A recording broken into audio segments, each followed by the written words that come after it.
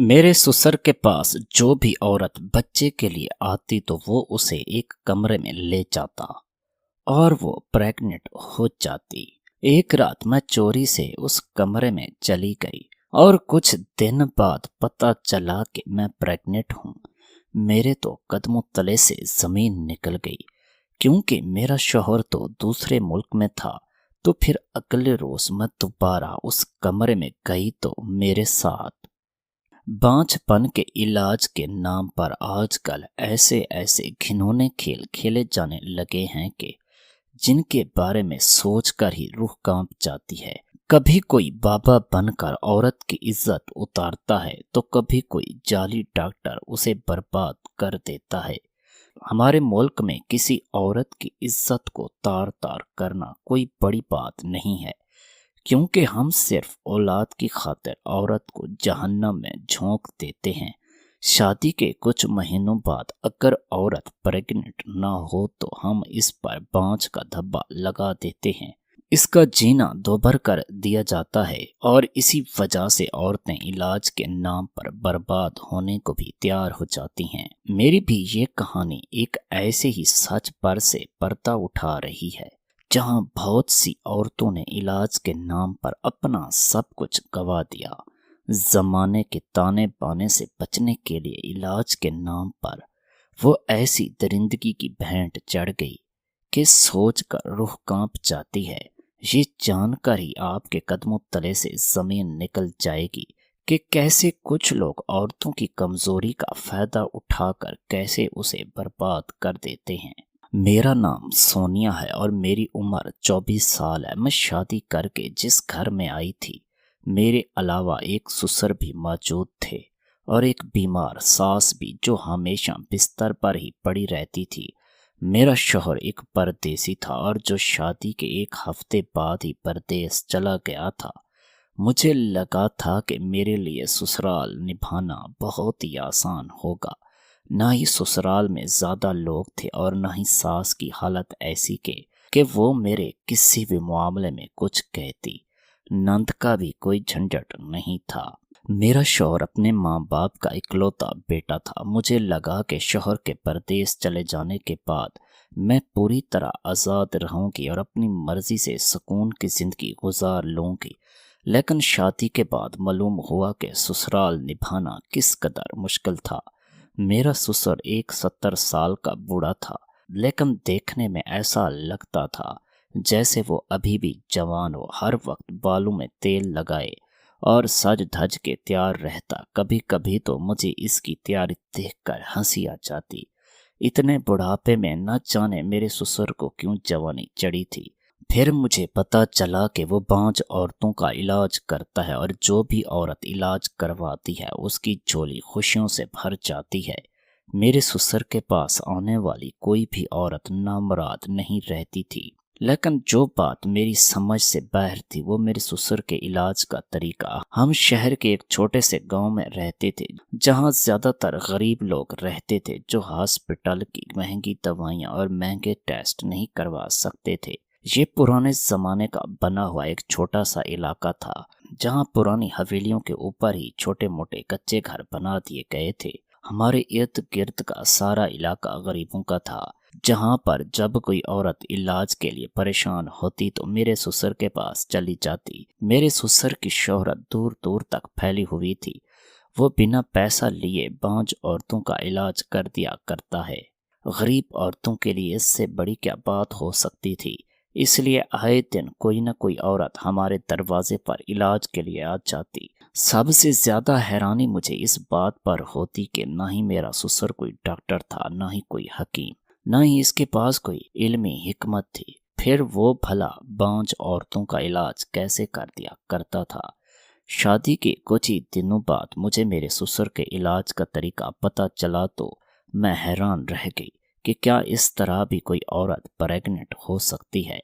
लेकिन ससुर से मुझे इस बारे में बात करने पर शर्म आती थी और सास तो बात करने के काबिल ही नहीं थी और न जाने इशारों में वो मुझे क्या कुछ कहती थी। मुझे समझ नहीं आता था। मेरे ससुर के घर का एक कमरा मखसूस था जहां वो औरतों का इलाज करते थे, लेकिन इस कमरे में मेरा जाना सख्ती से मना था। ना और कोई इस तरफ जाता था। इस कमरे में वो 5 औरतों को लेकर चले जाते। कुछ घंटे इलाज के बाद वो औरत जब वापस जाने के लिए उठती तो उसका हाल बहुत ही अजीब होता। इसके चेहरे पर मुझे खौफ महसूस होता और ऐसा लगता जैसे वो बहुत मुश्किल से खड़ी हो गई है। इसके चेहरे की रंगत भी उड़ी उड़ी सी थी। लेकिन कुछ ही दिनों के बाद हमें खबर मिलती कि वो औरत प्रेग्नेंट हो चुकी है। कई दफ़ा मैंने इलाज के लिए आने वाली औरतों को वापसी में रोकने की कोशिश की, क्योंकि मैं जानना चाहती थी कि मेरे ससुर कमरे में ले जाकर ऐसा कौन सा अमल करते हैं जो औरत प्रेग्नेंट हो जाती है। मेरे रोकने के बावजूद भी कोई औरत ना रुकती और तेजी से हमारे घर से निकल जाती। इसके चेहरे की मदहोशी देखकर मुझे किसी अनहोनी का एहसास होता।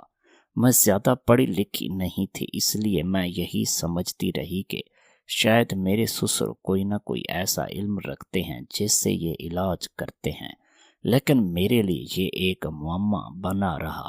मेरे अंदर एक ख्वाहिश जन्म ले चुकी थी कि इस कमरे में ऐसा क्या था कि जो औरत का इलाज भी होता था और वो प्रेग्नेंट भी हो जाती थी, जबकि आज के दौर में कोई डॉक्टर भी 1 महीना लगा दिया करता है और मेरे ससुर तो इलाज के नाम पर 1 रुपया भी नहीं लिया करते थे। एक दिन सच जानने के लिए मैं चुपके से इस कमरे में दाखिल हो गई थी। मेरा ससुर शायद कहीं गया हुआ था, क्योंकि काफी देर से मैंने इसे नहीं देखा था। यही मौका था जब मैं इस कमरे का सच जान सकती थी। मुझे यकीन था कि मैं प्रेग्नेंट तो नहीं हो सकती, क्योंकि मेरा शौहर तो परदेश किया हुआ है। इसलिए खामोशी से मैं इस कमरे में दाखिल हो गई। लेकिन कमरे में दाखिल होते ही सिवाय अंधेरे के कुछ समझ में न आया। अंधेरे में ही न जाने मैं किस चीज से टकरा कर बेहोश हो गई, और जब मुझे होश आया तो मैं चुपचाप उस कमरे से बाहर निकल आई। मेरे सर में बहुत तेज दर्द हो रहा था, साथ ही सारा बदन टूट रहा था। सर पर बहुत चोट आई थी। मैं बड़ी मुश्किल से इस कमरे से बाहर निकल पाई। अपने कमरे में जाकर थोड़ी देर आराम करने लगी। इसके बाद रोजमर्रा की तरह अपने कामों में लग गई। मैंने सोचा था कि फिर कभी मैं इस कमरे में जाकर सच का पता लगाऊंगी, क्योंकि उस दिन के बाद फिर से मेरा ससुर घर से बाहर नहीं गया और इसलिए मुझे मौका नहीं मिल सका। एक दिन मैं बाजार गई तो वहां मुझे एक औरत नजर आई जो हमारे घर से इलाज करवा कर गई थी। मुझे इसका चेहरा आज भी अच्छी तरह याद था, क्योंकि जिस बदहवासी के आलम में कमरे से निकल कर गई थी, शर्मा कर रह गई थी। मैंने अपनी चादर से अपना मुंह ढांपा और इसे आवाज देकर रोका तो वो रुक गई। मैंने इसे बताया कि मेरा नाम सोनी है और मैं अपना इलाज करवाना चाहती हूँ। मैं एक बांझ औरत हूँ। मैंने सुना है कि आपने एक बूढ़े आदमी से अपना इलाज करवाया है। मेरी बात सुनकर उस औरत के चेहरे का रंग बदल गया। मेरे सवाल का जवाब दिए बगैर ही वो वहां से तेजी से चल दी। मैंने इसे रोकने की बहुत कोशिश की, लेकिन वो इस कदर जल्दी से निकली कि मैं रोक ना पाई। पहले ही मुझे इसका अंदाज कुछ अजीब लगा था और आज तो मैं पूरी तरह से हैरान हो गई थी कि ऐसी क्या बात है कि मुझे इलाज के बारे में बताने की बजाय उसने भाग जाना बेहतर समझा। दिमाग में अजीब अजीब से सवाल आ रहे थे। मैंने सारा सौदा खरीदा और थकी हारी वापस घर लौट आई। गर्मी की शिद्दत से मुझे चक्कर आ रहे थे। कुछ देर आराम करने के बाद मैं घर के कामों में लग गई, लेकिन मेरी तबीयत न संभली। चक्कर आने के साथ साथ उल्टी भी शुरू हो गई थी, तो मुझे कुछ अजीब सा लगा और फिर मेरा जी मचलने लगा। मुझे अपनी तबीयत का ये बदलाव कुछ अजीब सा लगा, इसलिए न चाहते हुए भी मैंने खामोशी से अपना टेस्ट करवा लिया और रिपोर्ट देखकर तो मेरे कदमों तले से जमीन निकल गई। ये कैसे हो सकता है? मैं प्रेग्नेंट हो गई थी जबकि मेरा शौहर तो परदेश में था। मेरी आंखों में आंसू आ रहे थे। मेरे दामन पर बांझ होने का धब्बा नहीं था, लेकिन बदकिरदारी का दाग जरूर लगने वाला था। मुझे कुछ भी समझ नहीं आ रहा था। मैं अपनी सास के पास जाकर बैठ गई और मेरी सास इशारों ही इशारों में मेरे रोने की वजह पूछ रही थी, लेकिन उनको बताने के लिए मेरे पास कुछ नहीं था। मैं उनको क्या बताती कि इसके बेटे की गैर मौजूदगी में ही मैं प्रेग्नेंट हो गई हूँ। دروازہ بجنے کی آواز پر میں اپنے ساس کے پاس سے اٹھی اور جا کر دروازہ کھولا تو باہر ایک خوبصورت کم عمر لڑکی کھڑی تھی اور مجھ سے کہنے لگی کہ وہ اپنے بانجھ پن کا علاج کروانے آئی ہے۔ اس کی بات سن کر مجھے حیرانی ہوئی اور مجھے یاد آیا کہ اس خاص کمرے میں جانے کے بعد کچھ دیر کے لیے میں بے ہوش ہو گئی تھی۔ تو ایسا کیا ہوا تھا کہ میں پریگننٹ ہو گئی تھی؟ اس لڑکی کا معصوم چہرہ دیکھ کر میں نے جھوٹ کہہ دیا کہ فی الحال میرے سسر گھر پر موجود نہیں ہیں، وہ 2 دن بعد آ جائے۔ میری بات سن کر وہ مایوسی سے واپس جانے کے لیے پلٹ گئی۔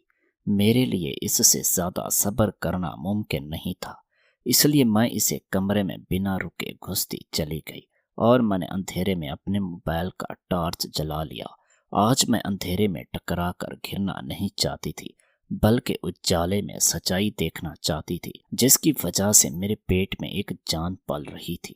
روشنی ہاتھ میں لیے اس کمرے میں داخل ہونے کے باوجود جو کچھ میں نے دیکھا اور جو میرے ساتھ ہوا، میرے تو ہوش اڑ گئے۔ میں جان گئی ہوں کہ میں پریگننٹ کیسے ہوئی۔ میرے سر پر آسمان گر پڑا۔ یہ تو میرے وہم و گمان میں بھی نہیں تھا کہ میرا 70 سال کا بوڑھا سسر ایسی حرکتیں بھی کر سکتا ہے۔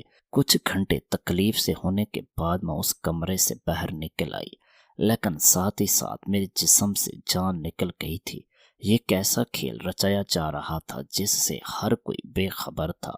میں بستر پر لیٹی آنسو بہا رہی تھی۔ مجھے کچھ سمجھ نہیں آ رہا تھا کہ میں اب اپنے اس بچے کے بارے میں دنیا کو کیا بتاؤں گی۔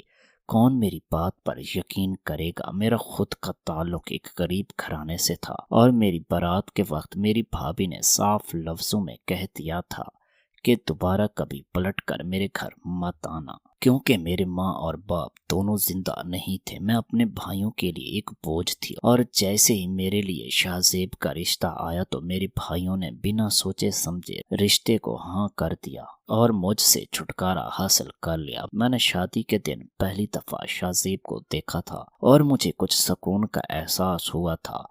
جلد بازی میں ہی صحیح، پر میرے بھائیوں نے غلط فیصلہ نہیں کیا تھا۔ شاہزیب بہت ہی اچھے تھے اور انہوں نے میرے ساتھ ایک ہفتہ بہت اچھے سے گزارا۔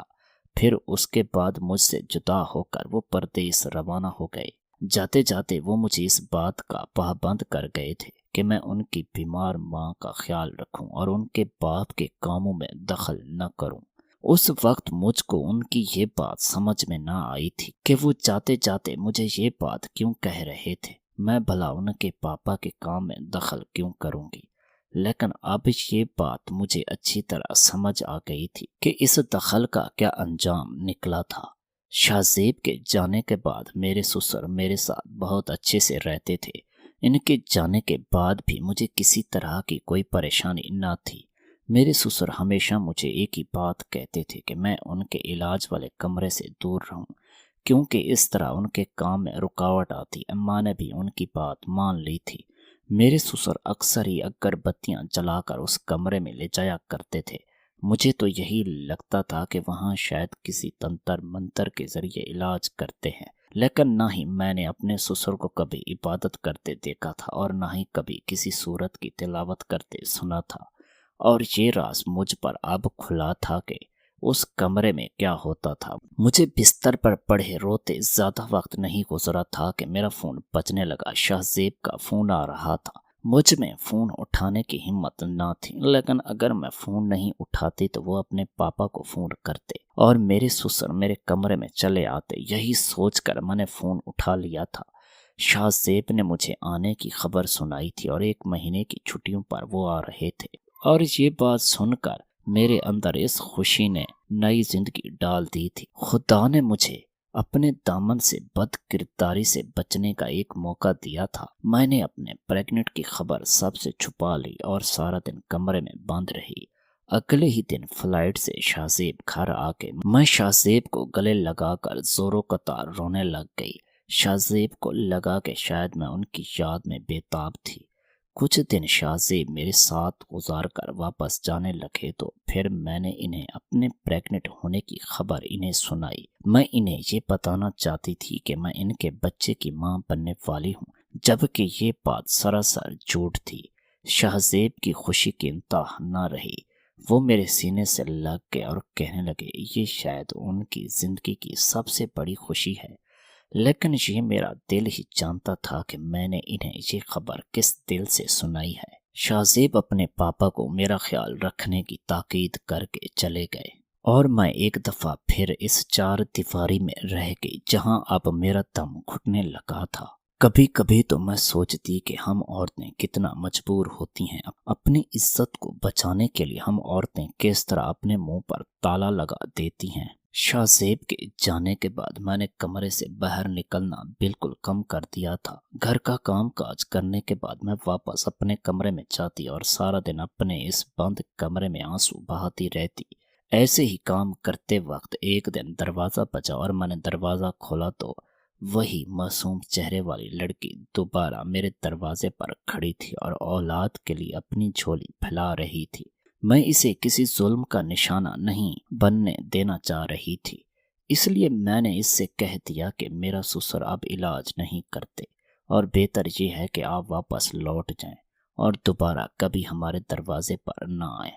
لیکن وہ میرے سسر کی اس قدر تعریف سن چکی تھی کہ واپس لوٹنے کو تیار ہی نہیں تھی۔ مجبوراً میں نے اس کا ہاتھ پکڑا اور اپنے کمرے میں کھینچتی ہوئی لائی اور دروازہ بند کر دیا۔ اس کے بعد اسے وہ سچ بتا دیا جو مجھ پر بیت چکا تھا۔ میری بات سن کر اس کے ہوش اڑ گئے تھے اور وہ میری شکر گزار ہو کر واپس لوٹ گئی تھی۔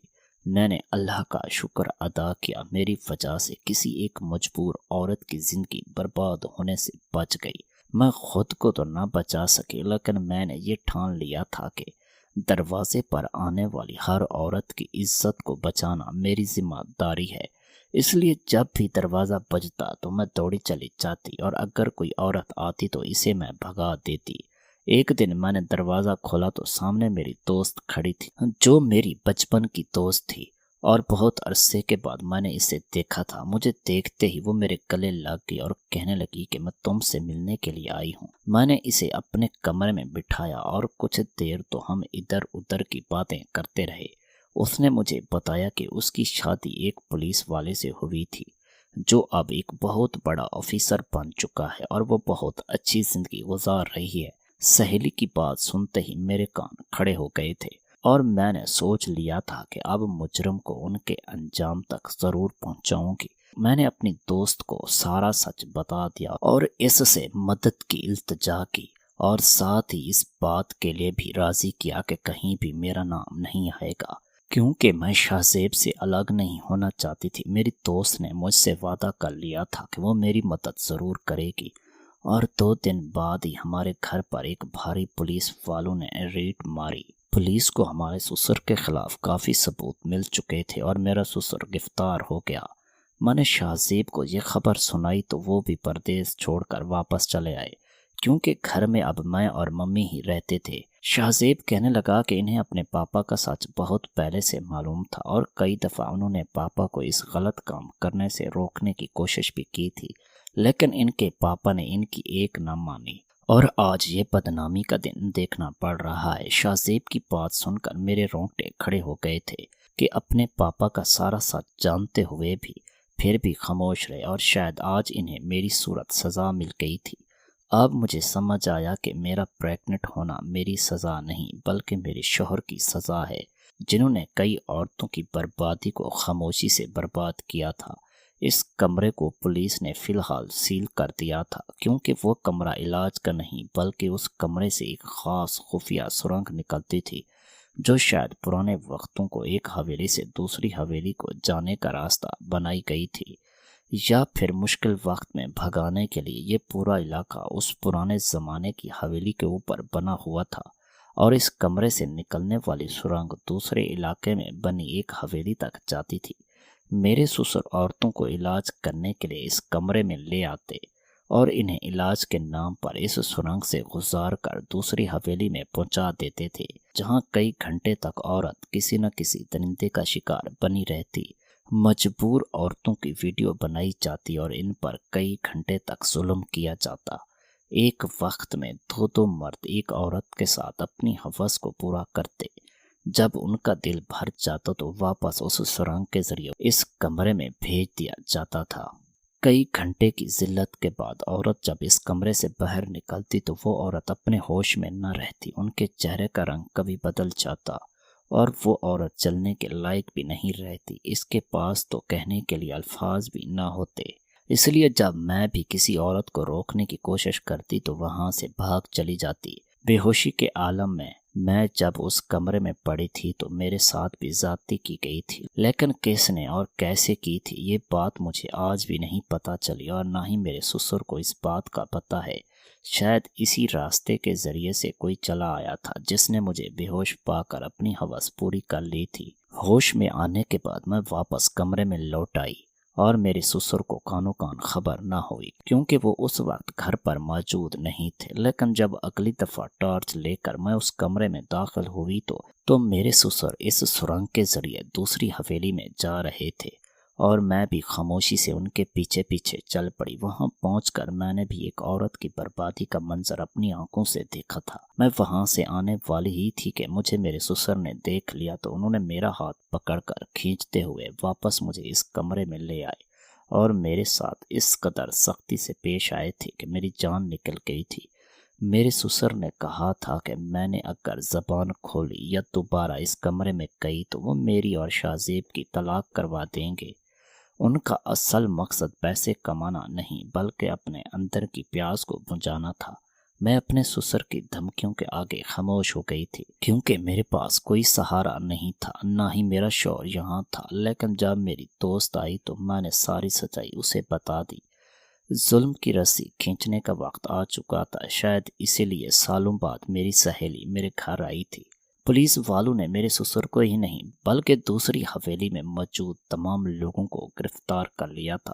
یہ ایک بہت بڑا گروپ تھا جو مل کر کام کر رہا تھا۔ میں نے ایک خوبصورت بیٹے کو جنم دیا جسے شاہ زیب نے بہت محبت سے اپنی گود میں اٹھایا تھا۔ میں شاہ زیب کا چہرہ دیکھ رہی تھی جہاں محبت کے جذبات تھے۔ میں سوچ رہی تھی کہ شاہ زیب ساری زندگی اس بات سے انجان رہیں گے کہ یہ بچہ ان کا نہیں بلکہ ان کی غلطی کی سزا ہے۔ اگر وہ پہلے ہی اپنے باپ کے خلاف کوئی سخت قدم اٹھا لیتے تو شاید اس طرح میری عزت برباد نہ ہوتی اور بہت سی عورتیں بھی بچ جاتی۔ میری ساس کو بھی سارا سچ معلوم تھا، لیکن میرے سسر انہیں کئی طریقے کی دوائیاں دے کر انہیں گونگا بنا چکے تھے۔ میری ساس اشاروں میں یہی سچ بتانا چاہ رہی تھی، لیکن یہ بات مجھے اب سمجھ آئی تھی۔ میں اور شاہ زیب اب ایک اچھی زندگی گزار رہے ہیں اور میری ساس کی بھی طبیعت اب پہلے سے ٹھیک ہے۔ ہم انسان ہمیشہ اپنے گرد ہونے والی برائیوں کو نظر انداز کر دیتے ہیں اور پھر وہی برائی معاشرے کے لیے ناسور بن جاتی ہے۔ اس لیے جہاں بھی برائی کو پھلتا پھولتا دیکھیں اسے وہیں پر جڑ سے ختم کر دیں۔